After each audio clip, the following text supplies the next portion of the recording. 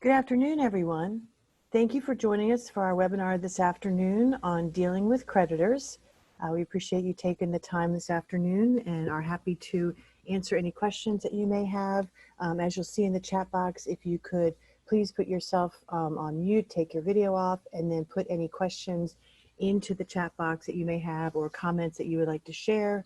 Just want to let you know also that this is being recorded to be posted on Cash Academy afterwards and is on Facebook Live.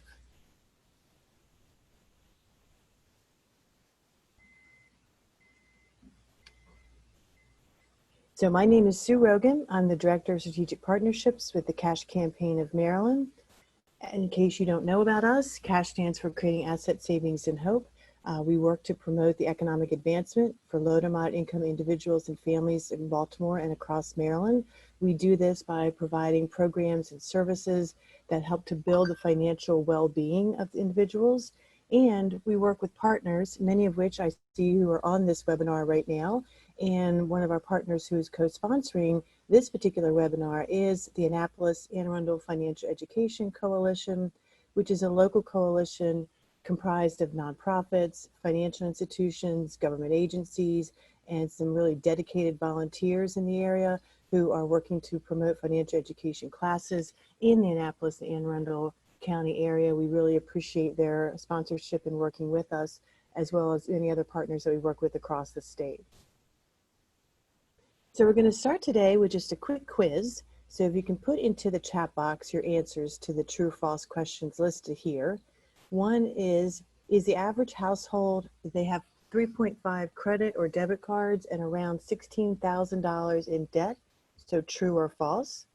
The next one is credit card debt is the fourth largest category of household debt, following behind mortgages, student loans, and car loans. Do you think that is true or false? And the last one is, do you think the average student loan debt upon graduation is $20,000? So I see a true. I'll just give it a second for other people to kind of put in the chat box whether you think any of these are true or false.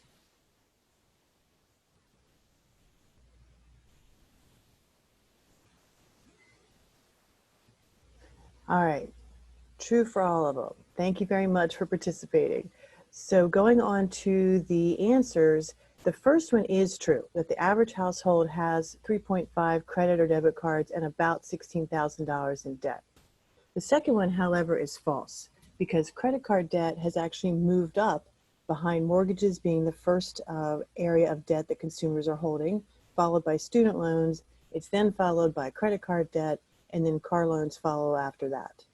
And then the average student loan debt upon graduation is actually $25,000. So it's something to think about, that we have a lot of people that we are working with or ourselves who are carrying debt, and we need to figure out if there's a way to manage that debt, or if we're dealing with creditors who are calling us, what are some ways that we need to be able to protect ourselves and work around the parameters that debt collectors have to follow, or working around the debt that we're holding. So I just want to cover some very basic protections that have been put in place by the COVID-19 pandemic by the state government. So the state government, by the executive order from Governor Hogan, has put a ban on vehicle repossessions, evictions, foreclosures, and utility shutoffs. So until the executive order is lifted, these creditors cannot take action legally against any of us. So it's important to know this, that we have these protections while the executive order is in place. However, once it is lifted, we will now need to figure out how to deal with any debt that we may owe, whether on our mortgage, our car loan, to our landlord, or to the utility companies. Some other protections that have been put in place is that there's a suspension on federal student loan payments that the federal government put in place until September 30th, that the loan payments and interest are suspended until that time. Also, collections and garnishments on federal student loans are suspended until September 30th. The stimulus checks, which are still coming in to people and may be sending out more of them coming further, is they cannot be garnished by the collectors coming out of, they can't get them out of our checking account other than child support. So if we owe a creditor and they have a garnishment already in place, they cannot actually go to our bank, get any of that stimulus check money because it has been protected, except for, again, child support. So we have a question of what do we do if we hear of a repossession? What is the remedy? If the repossession ignores the person who's noting the governor's order, I've heard of more than one of these happening. So you're right, there's laws and then there's enforcement. So if you're having an issue with someone that is repossessing a car, basically violating the governor's order on that ban, we need to make sure we're reporting it to the appropriate agencies. And we will get that in the end of this webinar, is what government agencies to report this to be able to stop that repossession, again, following the governor's order. So some other protections is that the Maryland state government executive agencies have also suspended collections, again, until the executive order is lifted.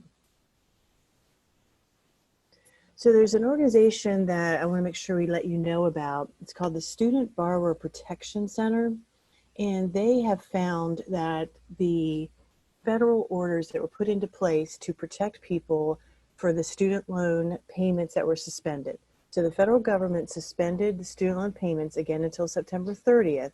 And part of that CARES Act law that put that into place also stipulated that the student loan servicers were not to report these payments that were suspended as being unpaid to the credit reporting agencies. They were suspended by the federal government, not by the consumer. And so unfortunately what's happened, probably hopefully by mistake, is that many of the credit reporting agencies are getting reports from student loan servicers that the consumers have missed these payments, and it is damaging their credit report and therefore their credit score. So this nonprofit, again, the Student Borrowers Protection Center, has filed a class action lawsuit and needs to hear from any other consumers who have been affected by this. So if you are either working with someone or you yourself have noticed that your credit score has gone down due to this inaccurate information being reported to the credit reporting agencies, you can go onto their website and fill out the Student Borrower Protection Center's borrower response form. You can be added to the class action lawsuit. So we want to make sure we're covering some of the rules that debt collectors have to follow that have been set in place by federal law in order to protect consumers who may be getting calls from creditors. So just to make sure that we're understanding what this means by debt collection agencies, who is covered by this law, we need to do some definitions.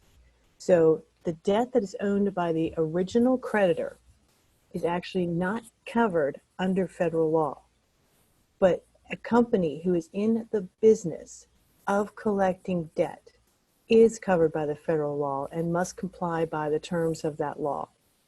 So in general, debt as an industry, the original creditor will attempt to collect the debt for a certain period of time.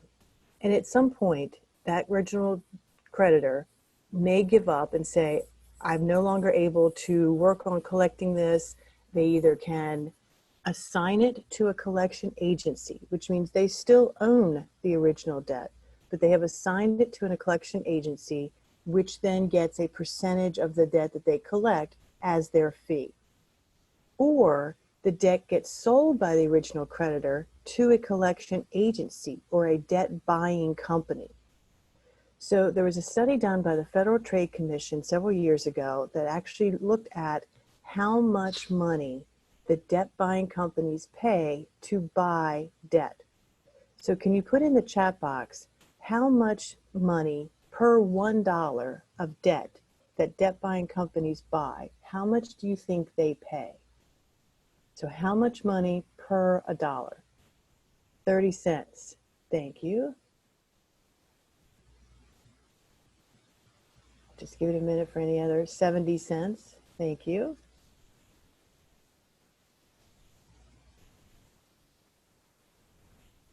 $0.05. Okay. So the Federal Trade Commission found out that on average, debt buying companies pay 4 cents per dollar of debt that they buy. So you can see how that can be a lucrative industry if they were to collect the full dollar of that debt. And another thing that they noted is that the companies that paid the least amount of money, the 4 cents or 10 cents, did not actually obtain the written documentation behind that debt. What they were buying was an Excel spreadsheet with names, contact information, and amount of debt. So it's important to have this kind of context and knowledge behind the debt collection industry as we go into the protections that people have under the federal laws. So again, under the federal laws, a debt collector is someone or company who regularly collects debt. They are in the business of collecting debt. And they are covered under the Fair Debt Collections Practice Act. That is the federal law that gives protections to consumers. The original creditor who collects a debt is not covered under these laws. Either is business debt, which is also not covered under the Fair Debt Collections Practices Act. So some of the rules that these debt collection agencies have to follow: they are not allowed to harass consumers. And harassing means incessant, nonstop phone calls. It means making statements that are meant to intimidate. So there are a lot of examples of what harassing means. But if someone that you're working with is getting phone calls 5 or 10 an hour from a debt collection agency, or they are calling them and being extremely rude and saying very awful things when they're calling, that's going to be covered under harassing and would be banned under that law. They're also not allowed to lie. I know that might seem sort of intuitive, but we do have instances where consumers have been told that the debt collection agency is planning to take them to court when they're not. That's a lie. They're not allowed to say that. They'll say that a police officer is down the street to arrest them. They're not. That's lying. So all these kinds of instances of where they're saying things that are not true, those are banned by the law. They have very limited ability to contact other people on trying to collect that debt. So for example, they are allowed to call friends and family, but only to get the contact information for the consumer, not to discuss the debt. They also cannot add interest and fees to that debt unless the original contract allows for that. So that's important to know for the consumer to hopefully have a copy of the original contract. So when debt collectors are calling, we really encourage people to be polite. There's no point in getting into an argument or a heated discussion over the phone with a debt collector, but to be firm. We want to make sure that we're getting the name of the person calling, the company's name, who's collecting the debt, and a phone number. We don't want to discuss the debt over the phone unless you, the consumer, are calling the debt collection agency and you know who they are. So one of the reasons behind getting this contact information, the name, the company name, the phone number, is that if they are violating that federal law, we need this information in order to file a complaint with the consumer protection agencies. And some of the reasons we don't want to talk about debt over the phone with someone calling us is we have no idea who that person is over the phone. It could literally be a scammer trying to collect a debt that is not due. And there are other protections we're going to talk about in just a minute also as to why we don't want to discuss in detail any of the concepts around the debt for someone calling us and we don't know who they are. So the Consumer Financial Protection Bureau has created a cease contact letter. And this is coming from the federal law that allows the consumer to send this to the debt collection agency to say, stop contacting me. We literally want to shut the door down on communications between this debt collection agency and the consumer.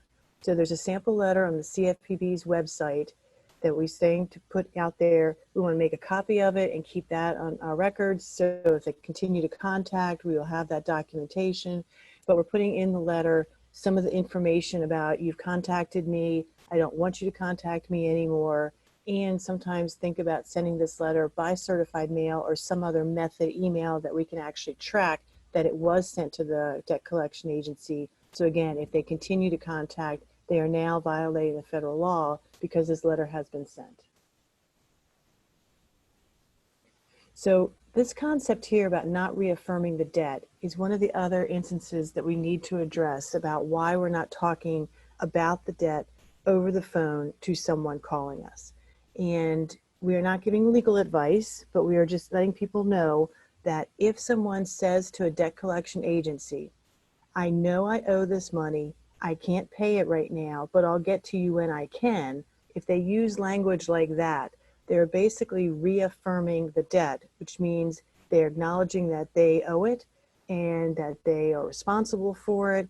And one of the reasons to not do that is if someone does that and the debt collection agency can prove it, they have then extended some of the time frames that we're going to talk about in just a minute as well, one of which is the time period of which it can be on this person's credit report.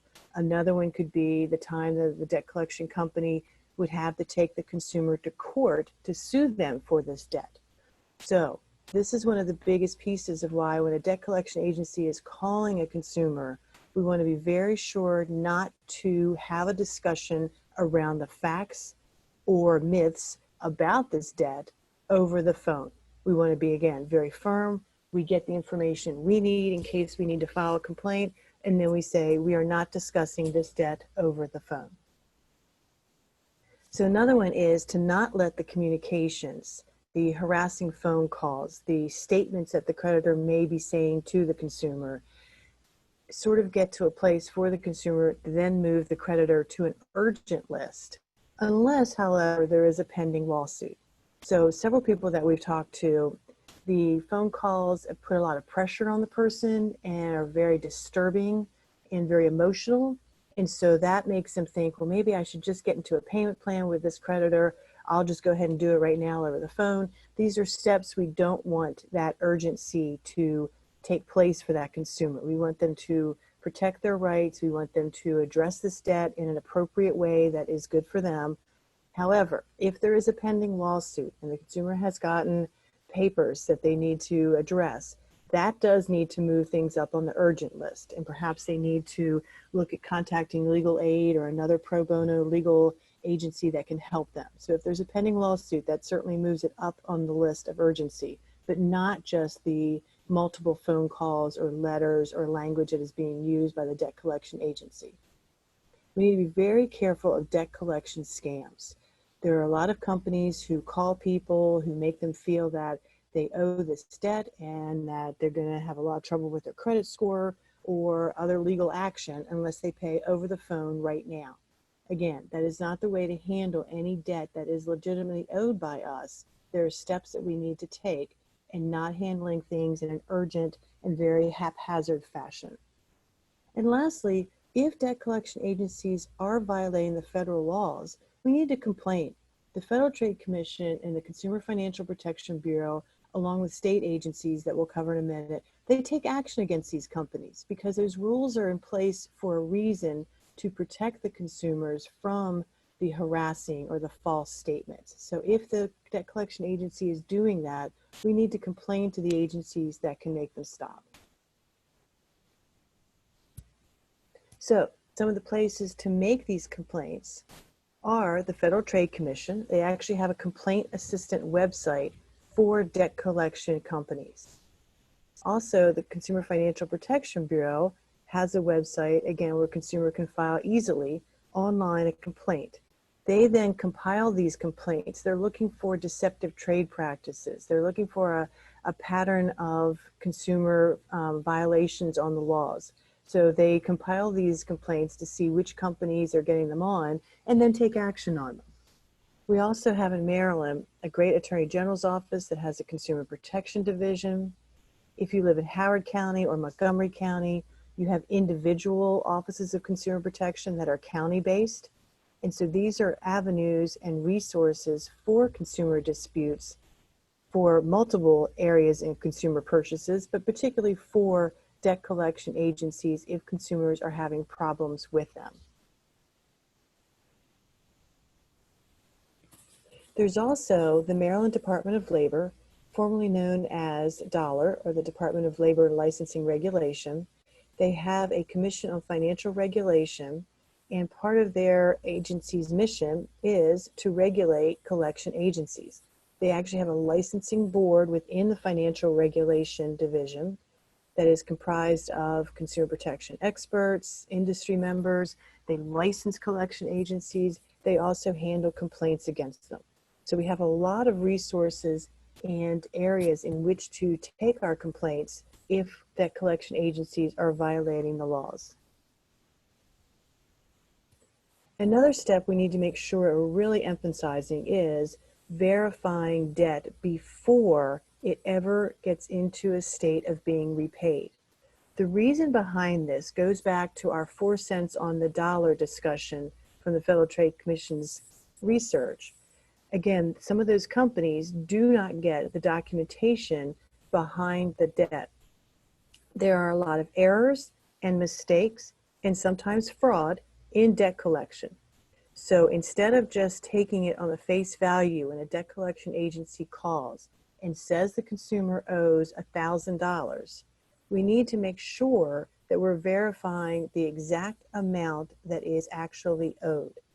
So what's happening is we need to send a letter to the debt collection agency, again, not reaffirming the debt and saying that we know we owe it and it's this exact amount, but rather saying, you have been contacting me about a debt. I am requesting that you send me documentation, including the original contract with my signature, all the fees, all the interest, and an exact breakdown of the amount that you allege I owe. And one instance that I will explain, that I had a consumer write this letter and send it off to a debt collection agency. They actually sent back a letter saying, we are no longer going to try to collect this debt because we do not have this documentation that you are requesting. So it's important that this step is taken with every single person's debt before they try to initiate any type of repayment of that debt. So there's a question, do you have an example of the letter to the collection agency you just mentioned? Yes, there's also one on the Federal Trade Commission's website, which is just CFPB, Consumer Financial Protection Bureau is consumerfinance.gov. Federal Trade Commission is ftc.gov. And I can also post one on Cash Academy when I post this recording for the webinar. The National Consumer Law Center has developed one as well, and that is one that we typically use when we're doing financial coaching, counseling, or financial education. So I'll post that letter as well as resources to the other things that I've mentioned when I post this webinar. So another concept that we need to help people understand is what is time-barred debt. Again, we are not giving legal advice, but just trying to understand the concepts that consumers need to know around the debts that they may owe. So time limits on debt means in all states, certainly in Maryland, they have to be a certain time frame of which the debt collection agency can take the consumer to court in order to get a judgment to collect on that debt.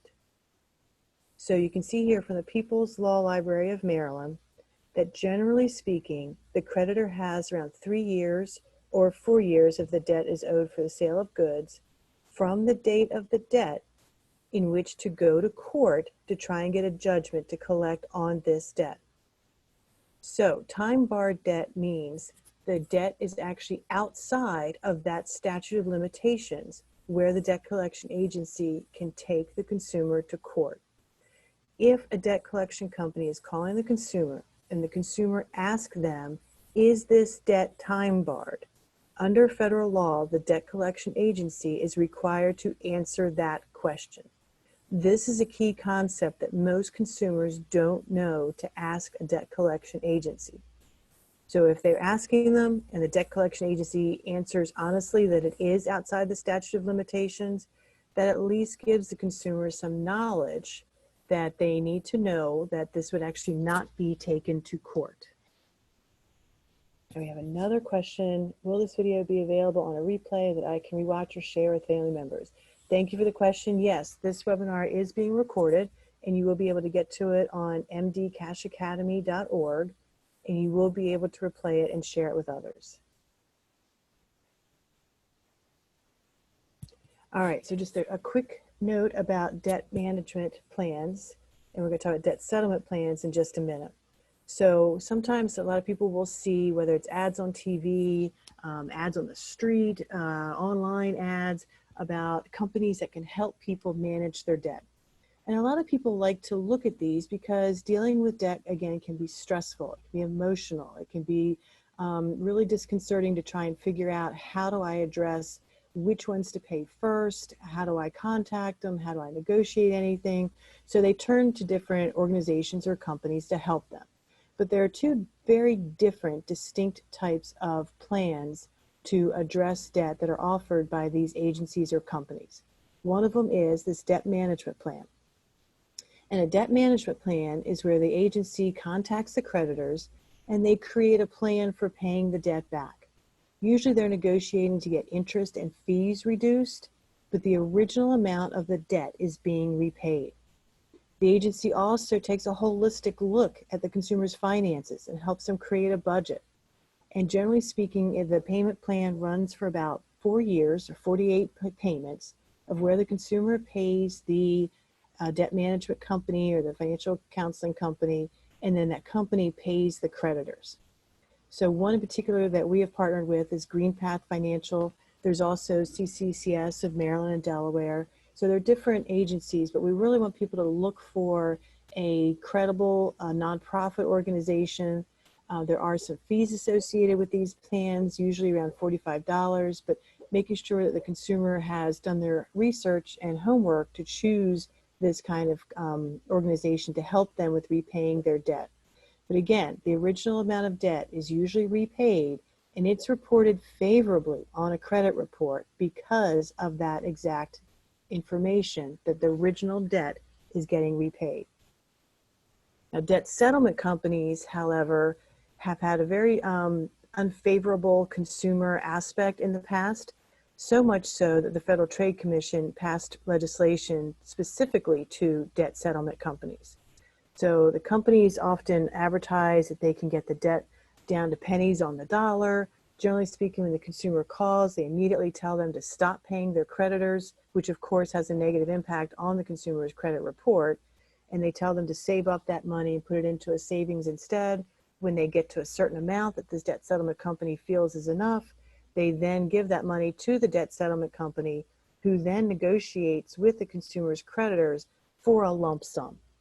So they often can get a lower amount that the consumer actually pays back, but the information is reported negatively on the consumer's credit report because the original amount is not being repaid.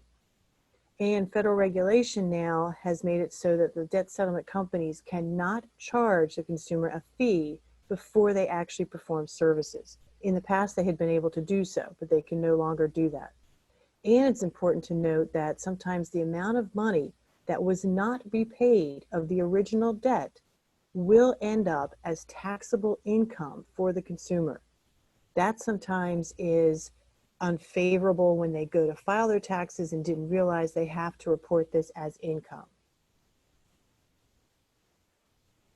And sometimes people need to actually think about if bankruptcy is the right path for them. So if they're looking at doing that, again, the financial counseling company called Green Path, Consumer Credit Counseling Services of Maryland, Delaware, or Maryland Legal Aid can be a good resource for the person to figure out if they can file bankruptcy and what does that mean for them, and is that appropriate for their situation.